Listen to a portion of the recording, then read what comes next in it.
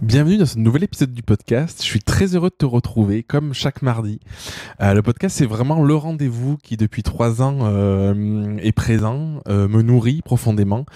Je voulais prendre le temps aussi de te remercier parce que je crois que je l'ai pas souvent fait, d'être là. Alors peut-être que tu as laissé une note, peut-être que tu as commenté, peut-être que tu m'as écrit en privé ou pas, mais peu importe parce que vous êtes plusieurs à le faire. Et c'est vrai que ce podcast, moi, je prends vraiment plaisir à l'enregistrer. Je prends plaisir à partager mon état d'esprit, à partager un petit peu ce que j'expérimente, ce que je comprends sur moi, sur l'entrepreneuriat, sur la psychologie, tout ça. Mais il n'existerait pas si vous n'étiez pas là, si tu n'étais pas là. Donc vraiment merci du fond du cœur. Si tu veux le partager autour de toi, vraiment fais-le avec plaisir parce que ça m'aide. Si tu veux me laisser une note sur Apple Podcast aussi ou un commentaire, c'est pareil, c'est vraiment ça m'aide aussi. Et si tu veux juste m'écrire sur Instagram pour discuter, c'est cool et ce sera avec plaisir.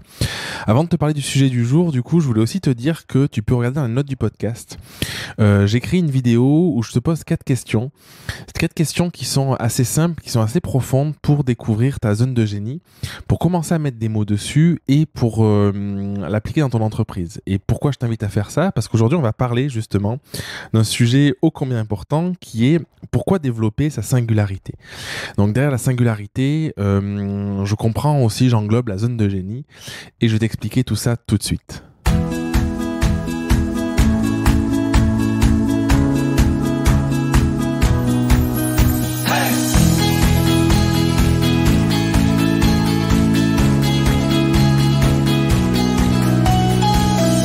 Alors, pourquoi développer sa singularité?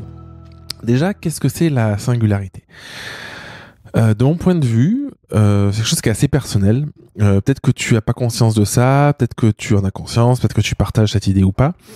J'ai le sentiment qu'on est tous, et la conviction d'ailleurs, c'est plus qu'un sentiment, qu'on a tous une forme de don, qu'on a tous une forme de talent ou des talents. On peut l'appeler zone de génie, j'aime bien le terme zone de génie, c'est sexy, j'aime bien le terme singularité, on peut l'appeler super pouvoir aussi, bon, il y a plein de manières de le qualifier.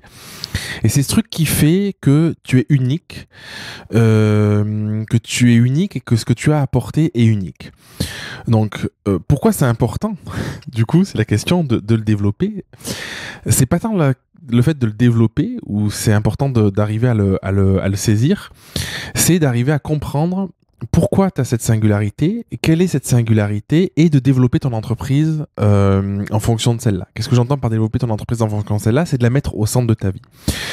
La singularité, c'est quoi? C'est cette capacité que tu as à avoir peut-être développé une manière d'être. C'est plutôt dans l'être que dans le faire, tu vois. Une manière d'être présent à l'autre, une manière d'écouter, des aptitudes, des qualités, pourquoi pas des compétences à pouvoir répondre à un besoin ou répondre à une problématique chez quelqu'un. Pour moi, la singularité, elle naît d'une douleur qu'on peut avoir, d'une blessure dans son enfance, a priori, qui fait que, comme on en a souffert, on n'a plus envie que personne le vive. Et du coup, on développe, pour avoir l'amour de ses parents, ça se joue ses parents ou ses parents adoptifs ou dans son environnement assez proche, on développe une manière d'attirer l'attention, une manière de répondre à cette blessure pour avoir plus d'amour. Et avec le temps, du coup, ça se soigne ou pas. Et d'ailleurs, peut-être qu'aujourd'hui, à l'âge adulte, tu as des blessures qui sont pas soignées. Je t'invite vraiment à aller les travailler avec peut-être des psychologues, des personnes comme ça, ou avec des thérapies.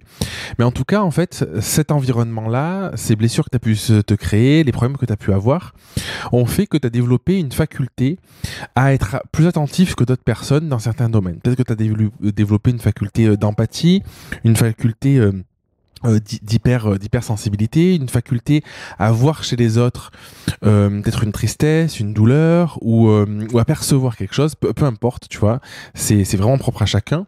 Et ce qu'il faut comprendre, c'est que cette faculté, même si c'est ce truc qui te paraît un peu banal, où tu te dis tout le monde fait ça, en réalité non, tout le monde ne fait pas ça.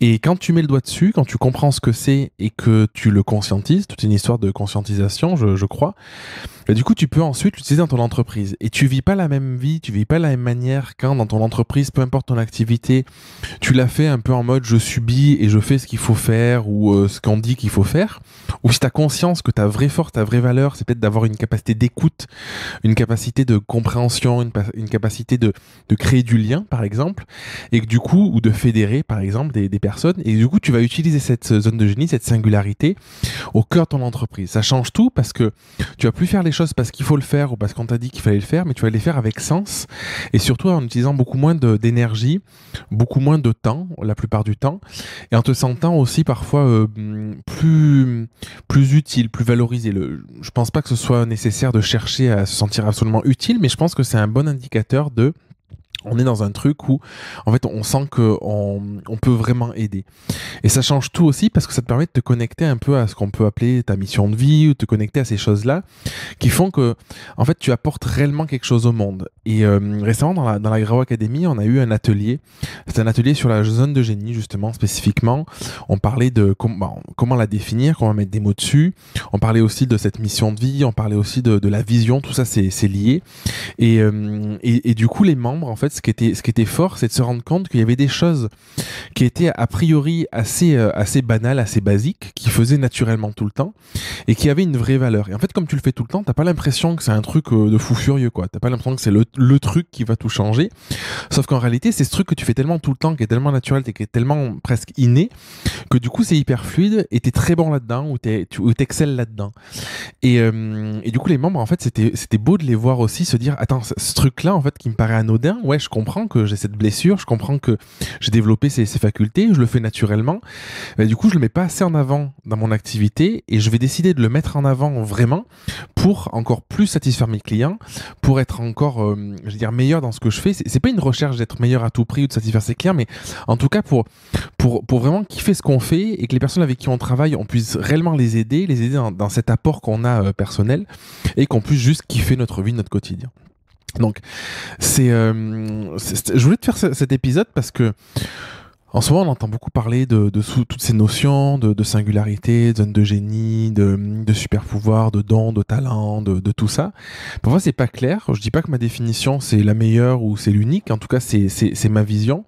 Mais ce qui est à retenir, si tu as une chose à retenir de cet épisode, c'est vraiment de te dire qu'est-ce qui, d'après toi, te différencie. Tu peux demander autour de toi, tu vois, à tes amis, pourquoi ils aiment passer du temps avec toi. Qu'est-ce qui te rend unique et te dire ce truc-là, en fait, c'est tellement naturel avec moi dans ma façon d'être avec les autres que je vais essayer de faire en sorte de le mettre au cœur. Et peu importe ton métier, tu vois, si t'es coach, du coup, tu peux mettre au cœur ton activité. Si t'es photographe, tu peux aussi décider de le mettre au cœur ton activité. Dans la Graou, il y a un photographe, Alexis, qui fait des séances reflets. Et lui, sa force, c'est vraiment d'arriver à aider les femmes, à aider les personnes à s'accepter telles qu'elles sont et à se voir aussi telles qu'elles sont au fond d'elles, avec toute la beauté qu'elles peuvent avoir. Et du coup, de par ce qu'il peut mettre en place, de par ce qu'il peut dire, ce qu'il peut faire pendant la séance, il va les aider à exprimer ça. Et du coup, il utilise pleinement sa zone de génie et ses clientes sont hyper satisfaits. Et plus tu l'utilises et plus les personnes sont satisfaites, plus tu peux te faire payer pour ça, et ça c'est important, et plus tu kiffes ta vie parce que c'est chouette de faire ce qu'on adore faire et ce qui ne demande pas trop d'énergie. Voilà pour l'épisode du jour. Si tu as des questions à ce sujet, je t'invite à m'écrire avec plaisir pour en discuter. Si tu sens que voilà, ça te parle, mais c'est pas au clair, que tu as envie de mettre un petit peu des mots là-dessus, tu peux commencer par la vidéo avec les 4 questions que je te pose. Et si tu as envie d'aller plus loin, tu peux répondre au questionnaire qui est en description aussi pour rejoindre la prochaine promotion, de la Grau Academy. C'est pas la première, la Grau existe depuis février. Et travailler sur toutes ces questions-là indirectement de confiance en soi, d'arriver à comprendre, à se connaître, d'arriver à développer son entreprise et arriver à avoir une vie qui est beaucoup plus alignée.